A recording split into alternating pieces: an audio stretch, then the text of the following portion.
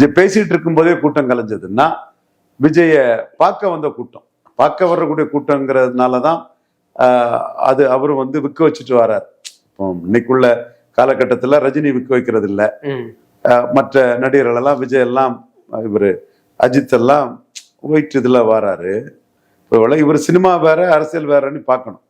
அப்போ சினிமாவுக்கு தான் கடைசி படம் ஆயிட்ட, அது பிறகு விக்கு.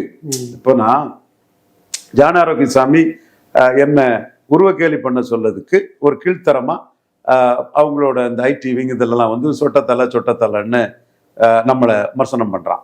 இது சரி, நம்ம விருதுநர்ல படிக்கும் போதே நார்கோவில்ல ஸ்வீட் வாட்டர், விருதுநர்ல சால்ட் வாட்டர், அதுல முடி கொட்ட ஆரம்பிச்சிடுச்சு.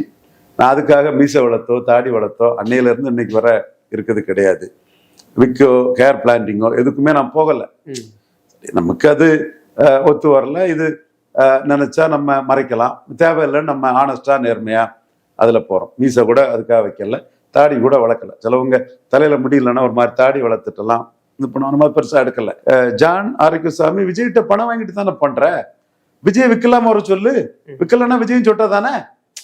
இதுதான் இவங்க கண்ணாடி வீட்டுல இருந்து கல்லெறியக்கூடிய வேலையை விஜய் தரப்பினர் வந்து பாவம். அந்த ரசிகர்கள் நம்ம தம்பி மாதிரிதான் தங்கச்சி மாதிரிதான் இந்த விஷங்கள் அவங்கள அப்படி தூண்டி விட்டு இது பண்றாப்புல. எனிவே அவர் கடைசி படம்னா விக்க எடுத்துட்டு வந்துடலாம். விஜய் விற்கலாத விஜயாட்டு வந்து மக்கள் மத்தியில இன்னும் அவங்களுக்கு கொஞ்சம் உற்சாகமா இருக்கும், நிஜமான ஒரு இது இருக்கும். இப்போ விக் விஜய் தான் இப்போ வராரு.